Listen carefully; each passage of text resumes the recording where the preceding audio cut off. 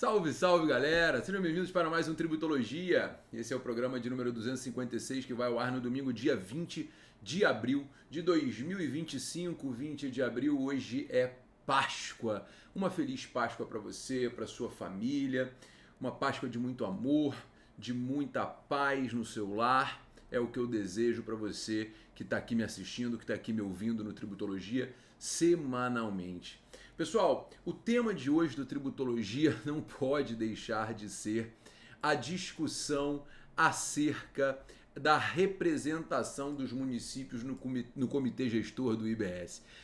A guerra começou. Quando a reforma tributária foi aprovada, e aí isso está nos meus vídeos aqui, você pode voltar, eu sempre falei que ia dar problema. Eu sempre falei que essa reforma tributária seria um grande problema, principalmente para os municípios. Haveria aí uma perda de arrecadação, uma perda de autonomia. Eu sempre disse que isso ia dar confusão. E a confusão já começou, sendo que a reforma sequer começou a funcionar ainda. O Tribunal de Justiça do Distrito Federal e Territórios suspendeu a eleição para os representantes dos municípios no comitê gestor do IBS. Gente, para quem me acompanha sabe que a reforma tributária ela acaba com a existência do ISS, do Imposto sobre Serviços, que é o imposto municipal, e acaba com o ICMS, que é um imposto estadual. Esses dois impostos passam a ser um só, que é o Imposto sobre Bens e Serviços, de competência compartilhada de estados e municípios. Como esse imposto ele vai ter competência compartilhada, é necessário que haja um comitê gestor. Esse comitê gestor, que é um órgão supra-municípios, supra-estados, é como se fosse aí uma nova Receita Federal, cá entre nós.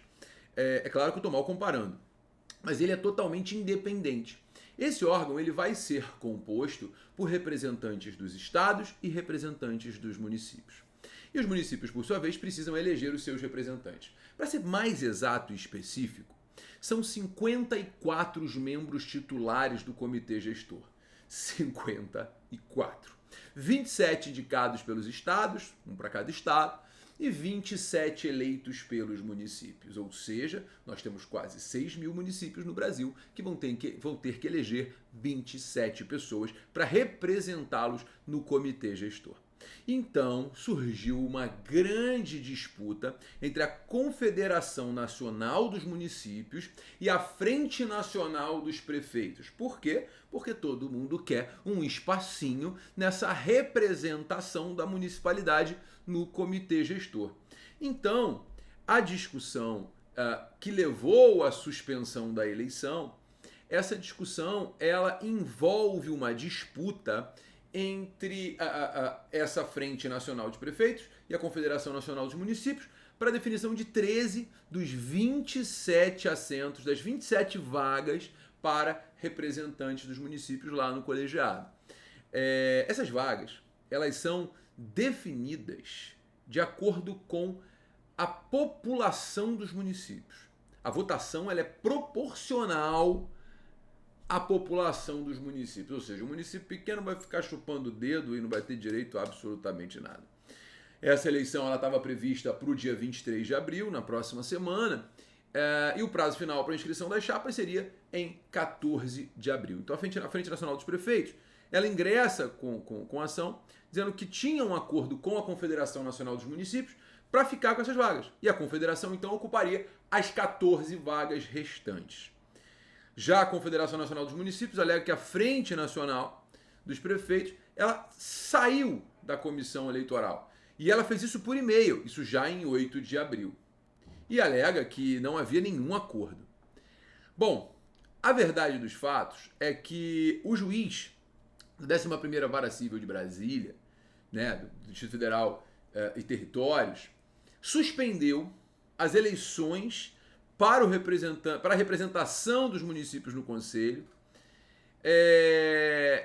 e considerou que de forma unilateral a Confederação Nacional dos Municípios decidiu por aprovar o processo eleitoral sem a participação da Frente Nacional dos Prefeitos, o que viola a Lei Complementar 214 de 2025, lá no artigo 483.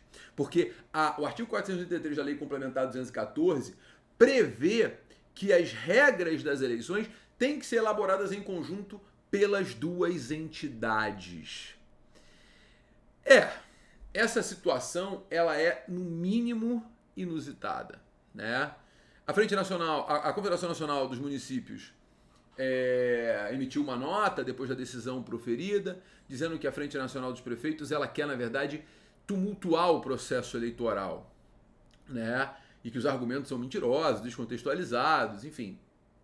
E que a Confederação ela só deu a continuidade ao processo eleitoral depois da Frente Nacional dos Prefeitos decidir que não ia participar com o objetivo de parar o processo eleitoral que já havia sido estabelecido, né?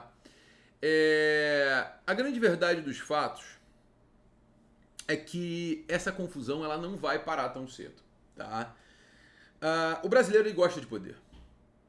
E a reforma tributária ela tira muito a autonomia dos municípios, e eu falo isso desde sempre, porque, na verdade, os municípios agora eles vão ficar igual o filho pedindo mesada ao pai. Porque, no final das contas, o comitê gestor ele vai tirar, entre aspas, a principal fonte de arrecadação dos municípios, que é o ISS. E no frigir dos ovos, o município não vai ter mais autonomia para poder arrecadar, para poder fiscalizar e etc. Porque isso tudo vai ser feito pelo comitê gestor. Então, a briga pela manutenção do poder ela é uma briga muito grande, ela é muito real, ela é muito presente. E você não tem como afastar essa briga agora, nesse momento que a gente está vivendo. Portanto, é interessante até quando a gente fala sobre a reforma tributária, pensar que isso vai dar certo assim, sem briga, sem confusão. Porque assim, se no Brasil você tem municípios com 800 habitantes, é porque as pessoas querem poder. Agora, você vai querer dividir poder pegando 6 mil municípios e fazer com que eles elejam, por meio da Frente Nacional de Prefeitos, da Confederação Nacional dos Municípios, que seja 27 pessoas para representar os interesses da municipalidade no comitê gestor. E outra, você acha o quê? Você acha que efetivamente isso vai dar certo? Um município pequeno, lá no interior do Ceará. Aliás, um beijo pro Ceará, se tiver alguém do Ceará me assistindo aí, adoro. Estarei no Ceará em maio, estarei em Fortaleza, na Expo Direito, para dar uma palestra. A questão é, esse município pequenininho lá, ele vai ter representação? Será que alguém vai lembrar que ele existe? Ah, Gabriel, mas esse município já vive de repartição de receitas, já vive de transferência de fundo de participação. Tá bom, eu concordo. Agora, o mínimo de autonomia ele tem e ele vai passar a ter nenhuma. Portanto, essa é a primeira confusão da reforma tributária. Teremos outras, muitas outras, eu não tenho a menor dúvida disso. Esse é só o começo da briga. Quem quiser olhar o processo, acompanhar o processo, ele tramita lá no Tribunal de Justiça do Distrito Federal e Territórios. O número é o 071 8870 09 2025 0.8.07.0001.